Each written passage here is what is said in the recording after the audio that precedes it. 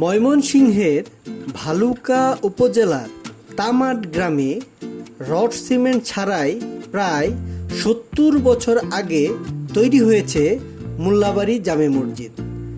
৩ গম্বুজ বিশিষ্ট প্রাচীন এই মসজিদটিতে এখনও নিয়মিত নামাজ আদায় করছেন এলাকার মুসল্লিরা। মসজিদে আমাকে জন্মের আগে থেকে এটা শুরু আর কি। আমার সংগ্রামের বয়স সংগ্রাম চলে গেছে, আমি বহি আর কি।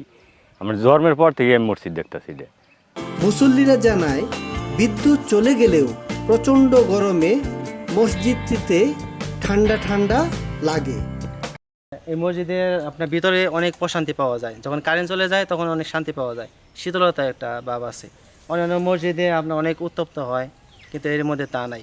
আমি দেখি যে মসজিদের মধ্যে অন্যরকম একটা শান্তি পাওয়া যায়, যে যখন কারেন্ট চলে যাওয়ার পরেও ঠান্ডা লাগে।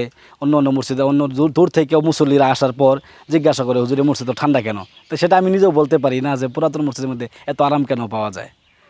তামাট গ্রামের হাজি নজুমুল্লাহ ও হাজি হজুমুল্লাহ প্রায় ৭০ বছর আগে এই মসজিদটি নির্মাণ করেন।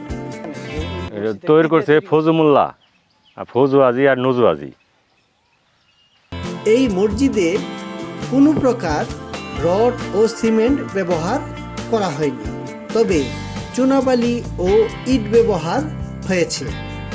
মুরব্বীদের কাছ থেকে শুনতে পারছি যে এই মসজিদটা নির্মাণ করার ক্ষেত্রে এই চুনাবালি এবং ইট এগুলা ব্যবহার করা হয়েছে। এখানে কোনো সিমেন্ট এবং রড ব্যবহার করা হয়নি।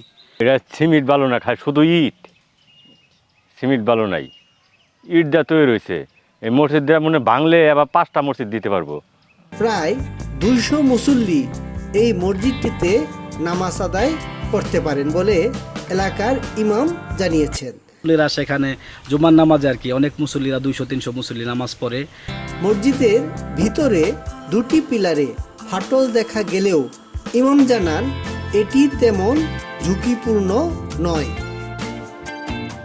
আমি নিজে আইসা যেটা দেখতে পারলাম যে মাঝে মাঝে আর কি পুরাতন রং দেওয়াটা পুরাতন হয়ে গেছে, কিছু রং আর কি জোরে পড়ে, এবং বেশি রকম একটা না 2 দিন 3 দিন বৃষ্টি হইলে মাঝে মাঝে কিছু পানি ভিতরে পড়ে।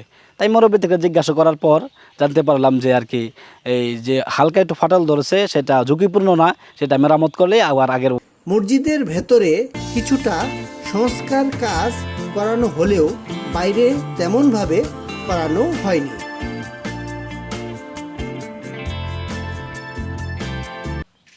আগে ভালো ছিল স্যার, এসে ভালো ছিল। এখন তো মনে করুন বয়স হয়েছে আর দীর্ঘদিন গেছে, আস্তে আস্তে মনে করুন নিয়ে গেছে, আবার ওদের করার জন্য প্রস্তুতি আছে। সম্প্রতি বিভিন্ন গণমাধ্যমে সংবাদ প্রকাশ হওয়ায় পুরনো এই মসজিদটিকে দেখতে দূর দূরান্ত থেকে প্রায় অনেক লোক আসছেন এখানে।